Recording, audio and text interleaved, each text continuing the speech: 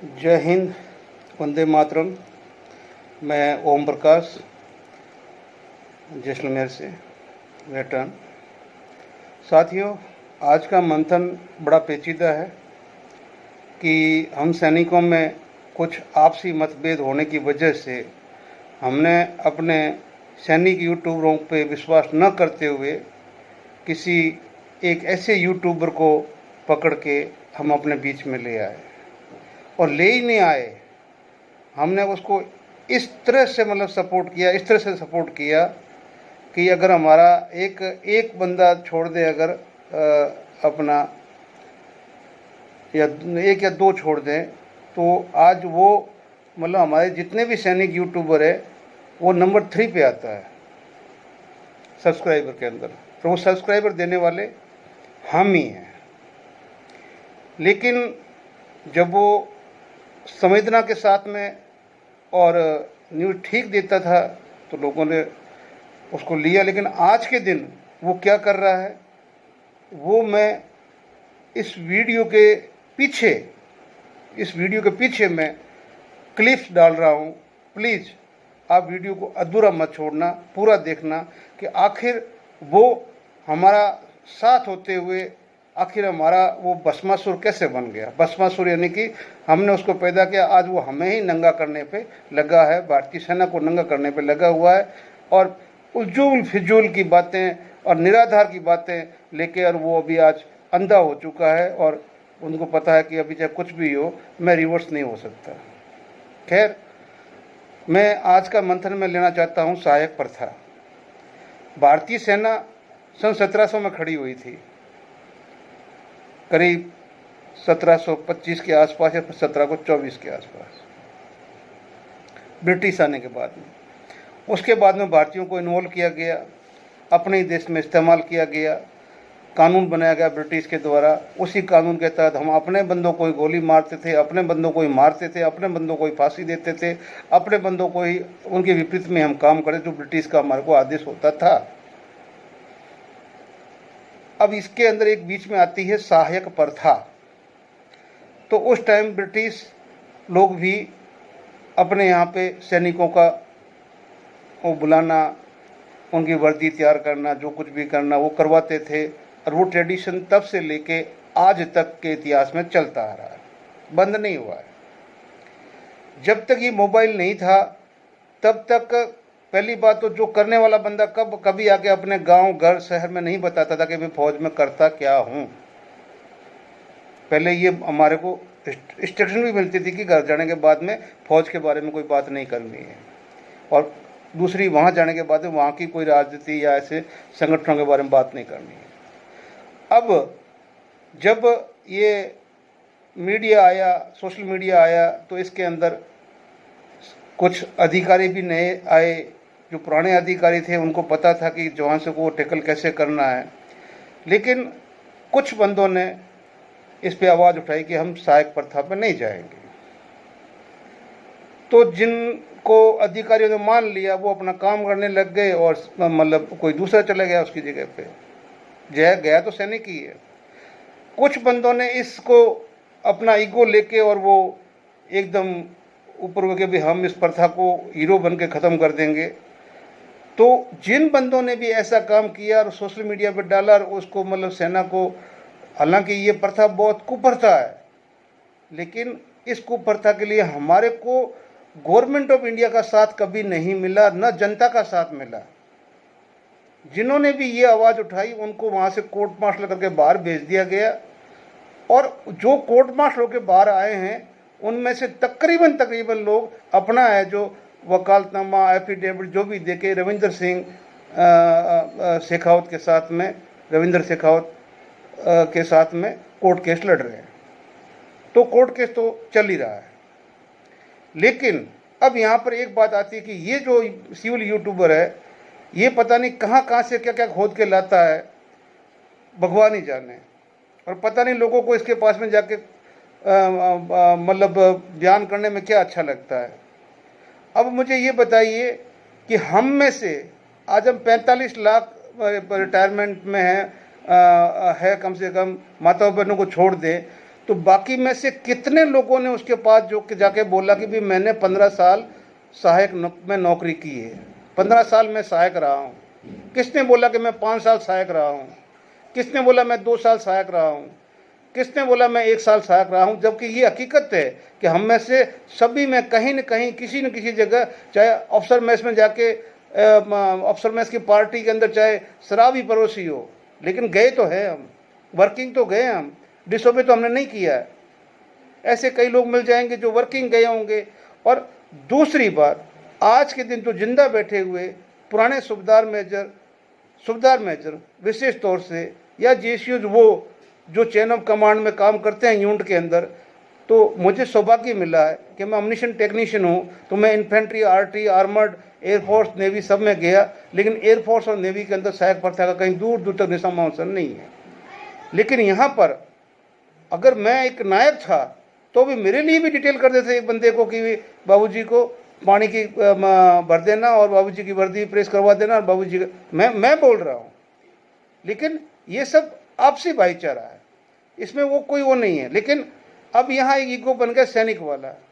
तो यहाँ वो पुराने लोग भी बैठे हैं जो मेरी वीडियो में कमेंट्स करे कि क्या आप लोगों के पास में जवानों का रिकमेंडेशन प्लाटून हवलदार, सीएचएम, जेसीओ एडजुटेंट के थ्रू नहीं आता था कि साहब इस बंदे को आप सहायक भेज दीजिए, इससे बीपीटी नहीं होगी, पीपीटी नहीं होगी, इससे क्वार्टर गार्ड की ड्यूटी नहीं होगी, या ये फलाने साहब का भतीजा है, ये उसका लड़का है, ये उसका वो है। यानी कि एडम साइड से, यानी कि जो फौज की एक्टिविटी से बचाने के लिए उसको है जो सहायक, वो खुद वॉलंटियरली 98-99% बंदे वॉलंटियरली सहायक जाते हैं, ना कि कोई ज़बरदस्ती भेजता है।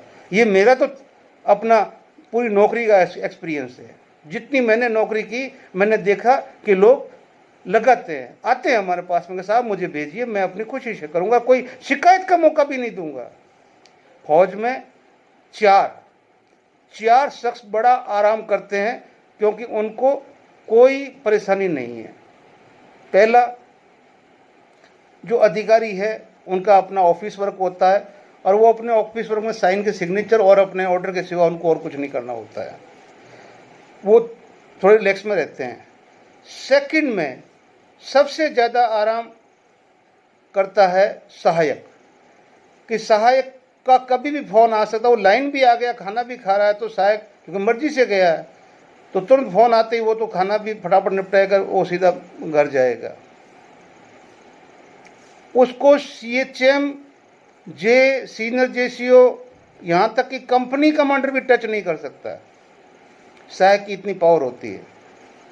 जो सीओ, 2IC, एडम के जो सहायक होते हैं, जो अफसर, और फिर जो जीओसी के वगैरह, ये वो जितने भी है, यानी कि मैं सहायक का एक बोल रहा हूँ। जो सहायक अगर है तो सहायक को नीचे वाले कोई टच नहीं कर सकते, ना उसके बारे में कुछ बोल सकते। अगर बोल दिया तो दूसरे दिन पिट्ठू मेरे को लगेगा, ठीक है।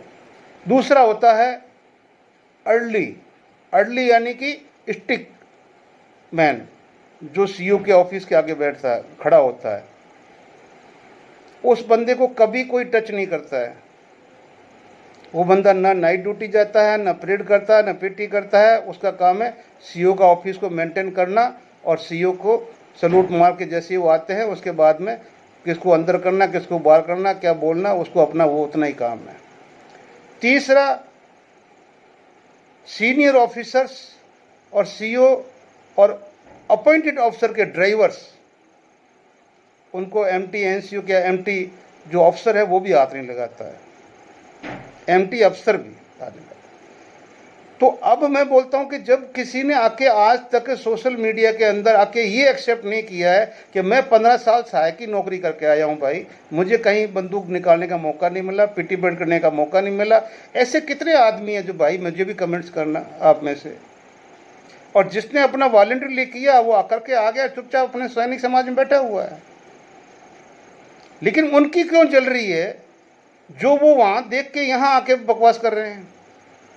तो फिर अंदर रोकते ना उसको, उसके लिए अंदर बोलते ना आप लोग कि साहब ये गलत कर रहे हो, इस बंदे को आप ऐसा काम क्यों दे रहे हो। तब तो कोई नहीं बोला। सुबेदार मेजर भी बोल सकता था कि साहब मैं आज के बाद में सारे सहायक विड्रॉ कर सकता हूं। आप DSR 153 के अंदर SM सूबेदार मेजर, रिसालदार मेजर की पावर पड़ी है। DSR 153 के अंदर, DSR का 153 पैरा पड़ी है कि एक रिसालदार मेजर और सूबेदार मेजर होता क्या है। तब आपको पता चलेगा कि अगर वो सही डंडे का यूज लेता तो CO भी अपनी मनमानी नहीं कर सकता, ठीक है ना।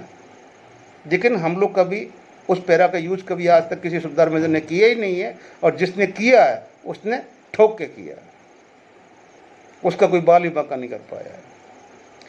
तो अभी क्या है, पहले GOC तक के बंगले तक एक हवलदार बड़ी मुश्किल से सीनियर हवलदार जाता था जो वर्किंग को कंट्रोल करता था। फिर JCOs को अपॉइंट किया, कमांडेंट एंड ऊपर के जो अपॉइंटमेंट थे वहाँ पे वर्किंग को कंट्रोल करने के लिए, यानी कि जो वर्किंग वाले बंदे जाते थे वहाँ काम करने के लिए, चाहे गार्डन हो, वो घास काटना हो, जो भी मेंटेनेंस करना हो। उसके बाद में आज के दिन जितने भी हाई लेवल के ब्रिगेडियर एंड अबव जो अपॉइंटमेंट पोस्ट में बैठे हैं, सवेरिया कमांडर, ये वो, तो वहाँ पर एक एडम अधिकारी नियुक्त किया हुआ है, कैप्टन रैंक का, कैप्टन एंड मेजर। अब कहाँ एक हवलदार था और हवलदार से आज एक कैप्टन या मेजर वहाँ खड़ा है वर्किंग करवाने के लिए। तो ये डिग्निटी जो डाउन हुई, क्या ये हम लोग देखते हुए नहीं आए कि जब भी आज हम भेजते हैं तो सबसे पहले हम एडम कमांडर को फ़ोन कर रहे कि साहब GOC जी के साहब के घर पे हम 10 बंदे भेज रहे हैं वर्किंग के लिए, और वहाँ रिसीव कौन करेगा। तो वहाँ से जवाब क्या आता है, JCO का नहीं आता, वहाँ बोले एक कैप्टन फलाना कैप्टन साहब मिलेगा, वहाँ वो मेजर साहब मिलेगा।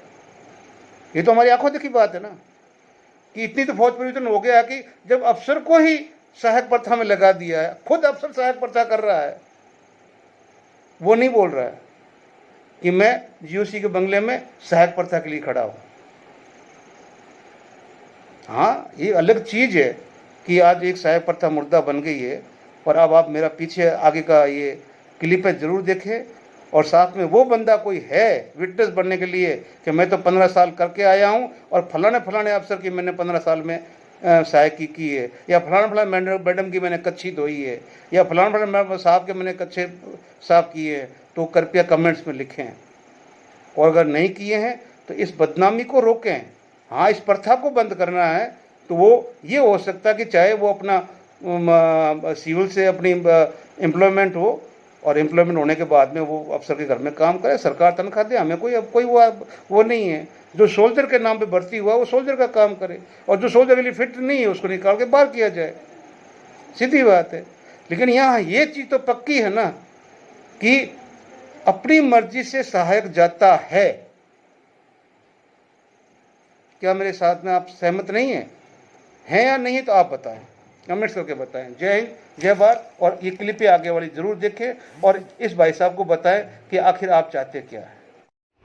ये दिनेश जी बोलते हैं कि शर्म आती है मुझे सेना के जवानों की बस इतनी इज्जत है।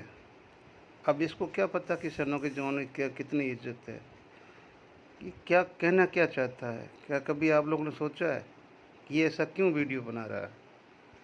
ठीक है ना, सेना में अगर जवान की इज्जत नहीं है तो फिर किसकी इज्जत है? सेना में अधिकारी की मैडम इतनी बेशर्म कैसे होगी? अब ये कब गया था उस मैडम के पास में, और कब इसने इस बात की पुष्टि की है? चाहे किसी भी मेरे जैसे आदमी ने आके बोल दिया, कुछ भी बोल दिया, इसके कंटेंट्स बन के, व्यूवर बन के, हम लोग देखने वाले हैं ही हैं पागल फौजी।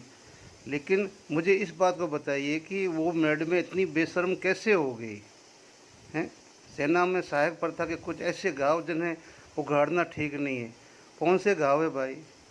भारतीय सेना आज की नहीं है, ये सन 1700 में इसको खड़ी किया गया था ब्रिटिश के द्वारा। आज भी ब्रिटिश के रूल पे चल रही, वो हमारा अंदर का मामला है, हम लड़ रहे हैं। तुझे क्या प्रॉब्लम है? और तू अभी साबित भी करना कि सेना की मैडम कितनी बेशर्म है। ये आपके लिए बोल रहा हूँ दिनेश जी। जी हाँ, ये एक छोटी बच्ची एक ही नहीं है। जब भी सेना दिवस मनाया जाता है, स्कूलों के अंदर सेना के झंडे बांटे जाते हैं, तो सब बच्चों को बहुत सेना से प्यार होता है। ये बात भी आपको ध्यान में रखनी चाहिए।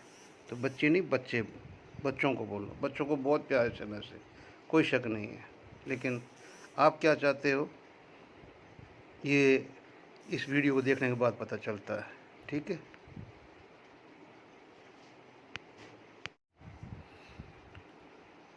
206 से पहले और बाद के हवलदारों की पेंशन में लाखों का घोटाला सामने आया। अब भाई साहब को पूछो कि क्या घोटाला सामने आया। जो सर्कुलर निकला उसके पैसे लोगों को मिले, उनकी औरतों को मिले, आज भी मिल रहे। किसने घोटाला किया, कौन खा गया भाई? किसी ने नहीं खाया। हाँ, ये हो सकता है जो सर्कुलर से अनभिज्ञ है वो उस दिन के बाद में, आज अगर वो अपना क्लेम करेगा तो आज मिल जाएगा। लेकिन घोटाला कहाँ से हो गया, क्या सामने आया, क्या साबित करना चाहता है सेना के बारे में, क्यों सेना को बदनाम कर रहा है? अपना एम बता। अभी कार्रवाई बहुत लंबी होने वाली है। इक्वल एमएसपी 15,000 का सबसे बड़ा झोल का पोल। सेना में अधिकारी और एमएनएस के नाजायज संबंध पर उंगली उठी। किसने उठाई? आपने उठाई। रोड चलते बहुत आ जाएंगे, बोल देंगे। किसने देखा? कोई प्रूफ कर सकता है? कोई प्रूफ कर सकता है इसको कि उनके नाजायज संबंध है? अगर वो आपस में शादी कर लेते हैं, पति पत्नी बन जाते हैं, तो क्या नाजायज संबंध है? अधिकारियों की बेटियां हैं वो एमएनएस है, और हमारी जवानों की जेसीयूज की बेटियां हैं वो एमएनएस है। वो हमारा अंदरूनी मामला कि किसको कितना मिलना नहीं मिला। आप ये कैसे कह सकते हो कि सेना में अधिकारी और एमएनएस के नाजायज संबंध उंगली उठी? ठीक है ना, इसका जवाब भी आपको किसी जगह पे अभी बहुत जल्द देना पड़ेगा। कृपया ध्यान रखें और नोट भी कर लें। कैमरा, ध्यान और नौटंकी, मतलब साफ है कि जो हम 13 महीने से देखते आ रहे हैं आपके साथ में, कि जो आपने मोदी जी को गोबर से खिला दिया है, भैंसें आपने चुरवा दी है, पता नहीं क्या क्या कर दिया, कितने नौटंकियाँ कर दी है, और करने से भी अभी तक कोई मतलब वो पूरा नहीं हो पा रहा है। तो धन्य है आपको, आपके माता पिता को, ठीक है ना, कि देश के प्रधानमंत्री के बारे में भी आप सेना के साथ साथ बहुत ही अच्छे विचार रखते हो। चलो जल्द इसके साथ में भी कुछ न कुछ एक्शन होगा। फौजी की खूबसूरत पत्नी के साथ गंदा काम, ठीक है ना। अगर फौजी की पत्नी के साथ अगर गंदा काम किया तो बेटे क्या तू पास में था? क्या तेरे को बताने वाला पास में था? या उस पत्नी के पति ने आके तेरे को रिपोर्ट किया, स्टेटमेंट दिया? ठीक है ना। मतलब आखिर तो मतलब क्यों धीरे धीरे आगे जाके आप भस्मासुर बन रहे हो? जिसने आपको बनाया उसी को आप है जो समाप्त करना चाहते हो, उन्हीं की मिट्टी पलीत करना चाहते हो। ठीक है ना। इस जवान को देखो अपने अधिकार के लिए क्या बोल रहा है, क्या बोल रहा है। पेंशन आ गया, पेंशन मिल रही है। बोलता तो अंदर बोलता ना अपने जवान, अपने अधिकारी को हिम्मत थी तो, किसी की भी हिम्मत थी, जी में डी थी तो अंदर बोलते ना। अब बाहर आके क्या बोल रहे हो? ठीक है ना। और ऊपर से तेरे जैसे पत्रकार सेना की छवि को पब्लिकली इतना मतलब झूठ और बेसबूत, बेआधार, बिना आधार के इतना मतलब नंगा करना मिस्टर दिनेश ठीक नहीं है। इसका खामियाजे के लिए आप अब तैयार रहिए। हाँ सैनिक भाइयों, इसने अभी एक नया यूट्यूब चैनल और खोला है, और उसके अंदर ये टीडी मस्त प्रैंक करके बनाता है। और ये प्रैंक का इनका एक नया ट्रेडिशन चलाया है इसने, जिसके अंदर अगर आप शामिल रहते हैं, आप लाइक करोगे, आप इसके पीछे चलोगे, तो कल को ये आपके ऊपर, जैसे आपके ऊपर खबरें बना रहा, कल को आपके ऊपर प्रैंक भी बनाएगा। इसलिए आप इससे दूर रहें तो अच्छी बात है। जय हिंद। जी हाँ, जवान ने अपने अधिकारी को क्यों बोला गंदा भूतनी का? खुशियाँ मनाना, लड्डू खिला लोगों को, तू और वो जवान। जब अंदर था तब क्या था नहीं क्या उसके अंदर कुछ? अब बाहर आके क्या बोल रहा है भूतनी का? अंदर सभी की ऐसी की तैसी हो रही थी, तब सारे चुप थे। अब तू मशीहा मिल गया है तो जितने तेरे पास में अभी तक जितने भी रिपोर्ट मतलब तेरे को करने आए हैं, उनका समस्याओं का हल देना उनको। उनसे लिख के देश में उनको, सेना को बदनाम क्यों कर रहा है? आखिर चाहता क्या भाई? जो भी गंदे वीडियो होते हैं उनका मतलब पोस्टर चेंज कर करके चेंज कर करके बार बार हर दूसरे दिन उसी को वापस डालेगा। फौजी की खूबसूरत पत्नी के साथ गंदा काम किया, और बस उसके साथ किया तो क्या पता तेरे को कितनी खूबसूरती तूने कहाँ देखा, और फिर खूबसूरत पत्नी की तेरे पास फ़ोटो आई कहाँ से, आई क्या? ठीक है ना। और फिर किया है तो फिर उस बंदे को बुला, एफिडेविट ले, कोर्ट में जा, केस कर। ठीक है ना। चिल्लाने से तो कोई न्याय नहीं देगा। या फौजी का उसका पति जाएगा, और या कोई जिसको जाना वो जाएगा। तो एक एक मतलब वीडियो को 3-3 बार उसका मतलब थंबनेल चेंज करके, उसका फ़ोटो चेंज करके, और मतलब जितना हो सकता है कि तेरे को चाहिए ओनली अपने दर्शक, और तुझे उससे कोई मतलब नहीं, सब्सक्राइबर और कोई मतलब नहीं। तेरे को बहुत बार बोल दिया हमने कि सुधर जा। अब ओनली 15 दिन है तेरे पास, 15 दिन। ये कौन बोल रहा है? ओम प्रकाश बोल रहा है कि सेना को बदनाम करना छोड़ दे। आपने बहुत हमारे को इकट्ठा कर लिया, एकजुट कर लिया, और हमारे आगे बढ़ के आपने बहुत हमारा वेलफेयर कर लिया। अब हम उस वेलफेयर के लिए मैं एज ए FEA का कोऑर्डिनेटर राजस्थान तेरे से हाथ जोड़ के विनती करता हूँ कि ये 15 दिन आपके पास में है। उसके बाद में मेरे पास में जितने भी जो सबूत है उनको लेके मुझे अपनी कार्रवाई करनी पड़ेगी। मैं मजबूर हूँ। मैं अपनी सेना से कितना ही लड़ूंगा, सब कुछ करूँगा, लेकिन जो आप कर रहे हो उस लेवल तक मैं नीचे गिर नहीं सकता जितने आप गिरते जा रहे हो। यहाँ देखो उसकी मोनोपोली। अगर कोई बंदा इसको फ़ोन करके बोल दे कि भाई ऐसे कंटेंट ठीक नहीं है, इसको थोड़ा सा कम कर, ऐसा मत कर, तो उसका भी ये वीडियो बना के सैनिकों के बीच में ठोकता है, नफरत फैलाने के लिए, उनको लड़ाने के लिए कि सैनिक भाई मेरे साथ ऐसा क्यों कर रहे हैं। अरे फ़ोन करके तुझे समझाया कि भाई ऐसा नहीं, किसी ने भी फ़ोन किया हो, लेकिन आप है जो बता रहे हो इसके अंदर कि आप है जो 4 बजे अभी तक जग रहे हो, नींद नहीं आ रही है। नींद तो अभी तक उड़ी नहीं मेरे भाई, नींद तो उड़ेगी, बहुत जल्दी उड़ेगी। सहायक प्रथा के खिलाफ आवाज़ उठाने पर मुझे मिली धमकी। अरे शहंशाह आलम, किसने दी धमकी? धमकी वाले का नाम बता, मुझे भेज, या मेरा ही नाम ले लेना कि मेरे को जैसलमेर के एडवोकेट जडेजा ने धमकी दी है। मैं तुमसे इतना ही पूछता हूँ, तेरे पास कोई सिंगल बंदा आके अपना स्टेटमेंट दिया है कि मैंने 15 साल सहायक ही करके और मैं 15 साल में पेंशन आया हूँ? कोई एक बंदा आया तो उसका ऑडियो वीडियो भेज मेरे पास। या किसी ने आके बोला कि मैंने 15 साल में 5 साल सहायक प्रथा यानी कि मैंने सहायकी की है, उसके बाद मैं पेंशन आया हूँ, तेरे पास में आके किसी ने एक्सेप्ट किया है तो मुझे बता। ठीक है ना। सेना की सहायक प्रथा कई तरह की होती है, कितने प्रकार की होती है, वो चाहे उसको कितना भी कोई भी नाम दे दे, लेकिन तेरे को धमकी किसने दी भाई? और तेरे को धमकी देने से क्या होगा? ठीक है ना। क्या तो रुक जाएगा? धमकी नहीं, तेरे को कार्रवाई चाहिए, और वो हो जाएगी। यहाँ भाइयों मैं आपको सबूत दे रहा हूँ। यहाँ फिर DP चेंज, मतलब कि थंबनेल चेंज, हेडिंग वही, सेना में अधिकारी और MNS की नाजायज संबंध पर उंगली उठी। यानी कि एक एक का उसका मतलब थंबनेल चेंज करके उसको 4-4 बार रिलीज़ करना, ताकि लोग ये भी नहीं देखते कि ये वीडियो पहले आ चुका, अभी हम दोबारा क्या। क्योंकि आप जैसे खोलोगे उसका तो पहले तो आप लाइक ही कर दोगे, उसको लाइक चाहिए। कहने का मतलब है भाइयों, हमने बहुत बड़ी गलती करके और भस्मासुर पाला। प्लीज़ अब भस्मासुर को कैसे हमें करना है, इसके लिए मैं आप सभी से हाथ जोड़ के विनती करूंगा कि सब आप मेरे साथ तैयार हो जाएं।